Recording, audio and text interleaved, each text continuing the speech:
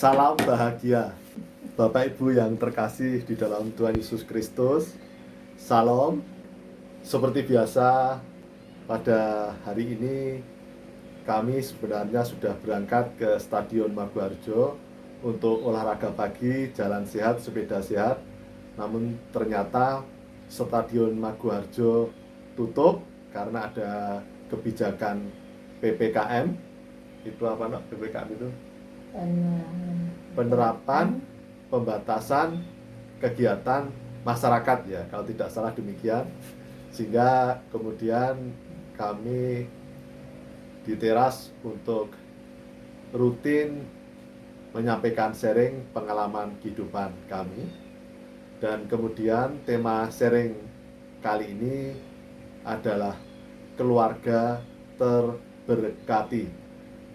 Bapak Ibu yang terkasih di dalam Tuhan Yesus Kristus, Tuhan mencipta manusia sebagai makhluk yang paling sempurna dan juga diiringi dengan berbagai berkat untuk kehidupan manusia.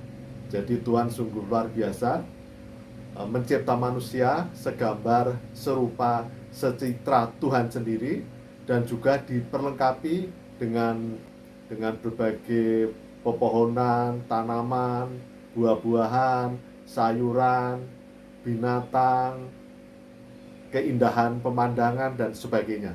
Jadi manusia sungguh patut bersyukur karena dicipta sebagai makhluk yang paling sempurna.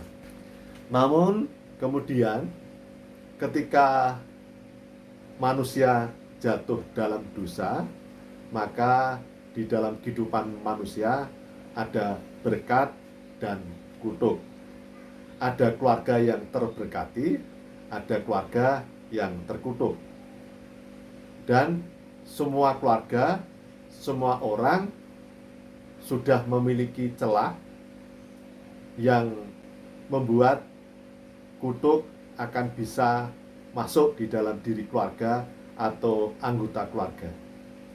Seperti contoh, ketika Adam Hawa sudah jatuh dalam dosa, kemudian menerima kutuk, harus hidup menderita, tidak di Taman Eden lagi, yang indah, yang membahagiakan bersama Tuhan. Tetapi manusia sekarang sudah jauh dengan Tuhan akibat dosa, karena Tuhan yang suci. Manusia berdosa tidak mungkin bisa bersatu dengan Tuhan yang suci, yang sinarnya terang dan menyala. Manusia yang berdosa akan mati, terbakar, hangus karena api suci dari Tuhan.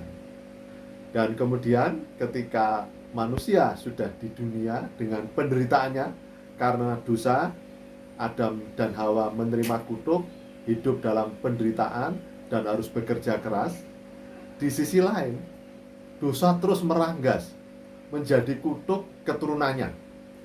Maka Tuhan yang penuh kasih, di dalam diri manusia ada berkat, ada kutuk karena dosa manusia. Tuhan tetap senantiasa setia dengan berkat tersebut. Namun dosa membuat roh kegelapan terus akan membuat di dalam diri manusia ada kutuk. Sebagai contoh, Adam dan Hawa selain menderita karena dosa, menderita akibat dosa, juga membuat derita bagi keturunannya, Habil dan Kain. Dan Kain penuh dengan kemarahan, iri dengki, Habil yang baik. Tapi Kain akhirnya karena dendam, dengki, iri, kemudian membunuh Habil. Dan jangan lupa bahwa di dalam suatu keluarga yang baik, yang terberkati dan dekat dengan Tuhan, itu tetap ada celah, saudara-saudara. Nuh, keluarga Nuh adalah keluarga yang setia kepada Tuhan.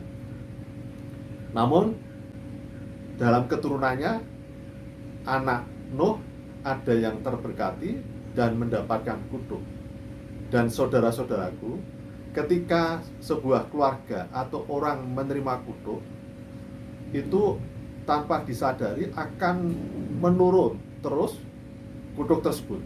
Karena kutuk itu sungguh kuat dan akan terus mencoba kutuk tersebut menurun ke keturunannya, ke anak, cucu, dan seterusnya. Nah, saudara-saudaraku, di dunia ini ada dua keluarga secara ringkas.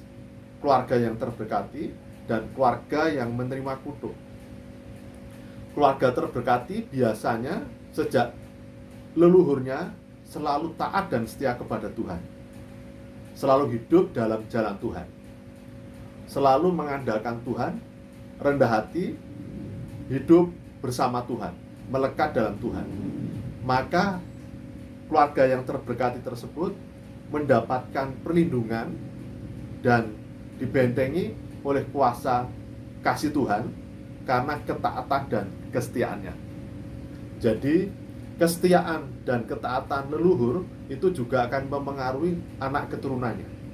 Sebaliknya, ketika leluhur mengikat dengan iblis, ingin mendapatkan kesenangan duniawi, kekuasaan, kedudukan, cinta, karisma, tetapi melalui bantuan iblis, maka itu akan menyebabkan kutuk bagi anak keturunannya.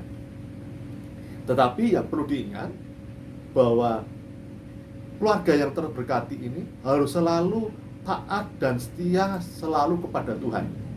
Harus dengan perlengkapan semua senjata rohani di dalam hidupnya. Karena semua orang, baik keluarga dan orang yang terberkati maupun yang terkutuk, itu tetap ada celah.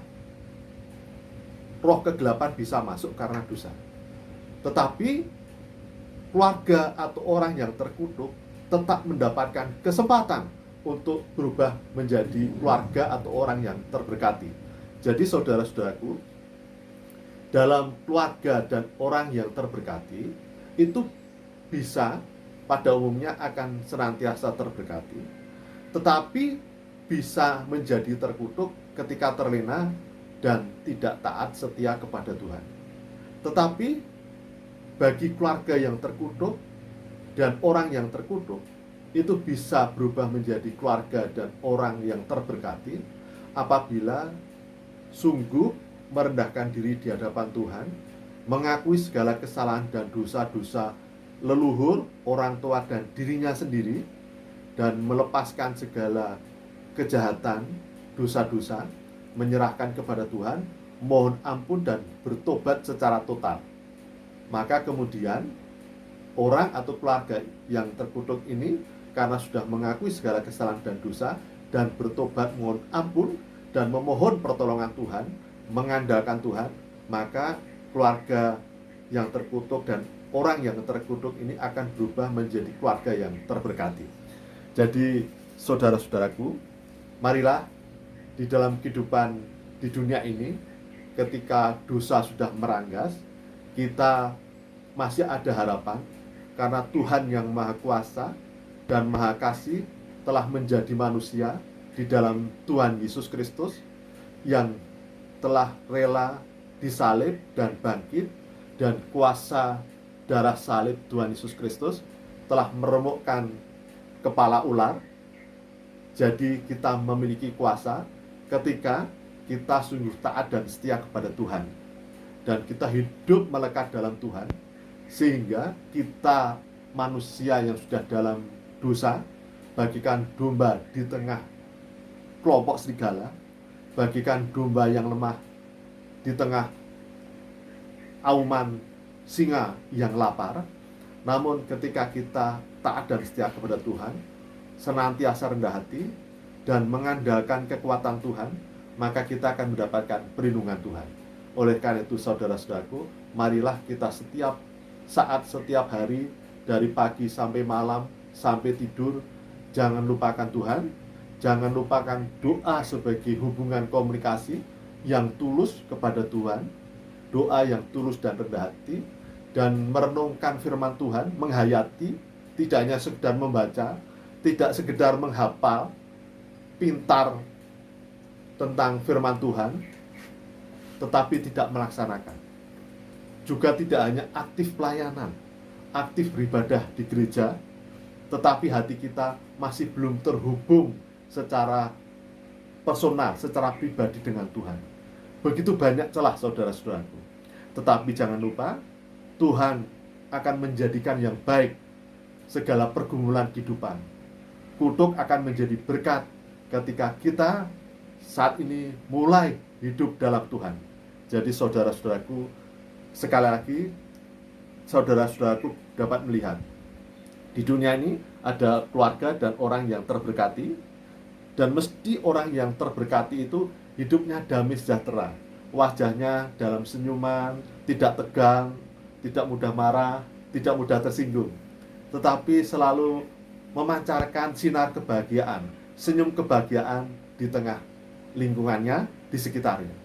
Tapi biasanya orang yang terkutuk itu mudah marah, mudah tersinggung, dan karena sudah marah dan tersinggung, maka membawa kegersangan di sekitarnya. Tapi bagi orang yang terberkati, karena sudah terberkati, juga pada umumnya keluarga yang terberkati, orang yang terberkati dalam hidupnya akan membawa sinar terang kasih Tuhan dan memberikan berkat bagi sesama. Jadi Bapak Ibu bisa melihat sekarang apakah diri kita, keluarga kita adalah keluarga yang terberkati atau masih dalam gungkungan kutuk. Jikalau keluarga kita sudah terberkati, diri kita sudah terberkati, indikasinya adalah ada kasih, ada damai sukacita, ada kemurahan, ada kerendahan hati, ada penguasaan diri, ada kesederhanaan, ada bela rasa, tenggang rasa. Tapi biasanya kalau masih ada gungkungan kutuk, mudah marah, mudah tersinggung, mudah dengki iri, tidak peduli, tidak memiliki tenggang rasa, sombong, tinggi hati, dan sebagainya. Jadi marilah saudara-saudaraku, kita tetap bersemangat, masih ada harapan dalam Tuhan, untuk hidup dalam kasih Tuhan, menjadi keluarga yang terberkati, menjadi orang yang terberkati, masih ada harapan. Saudara-saudaraku, saya sudah hancur lebur dalam Tuhan, sudah terpuruk, mengalami pergulatan rohani, pergulatan jiwa, pergulatan fisik. Namun Tuhan berkenan melawat diri saya, berkenan mentahirkan saya, karena Tuhan yang datang kepada saya. Maka saya harus rendah hati dan mengucap syukur atas kasih Tuhan. Jadi marilah saudara-saudaraku, kita harus taat dan setia kepada Tuhan.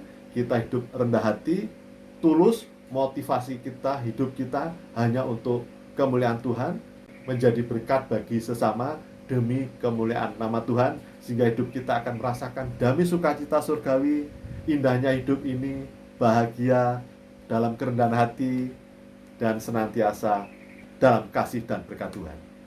Salam bahagia. Terima kasih, Tuhan memberkati.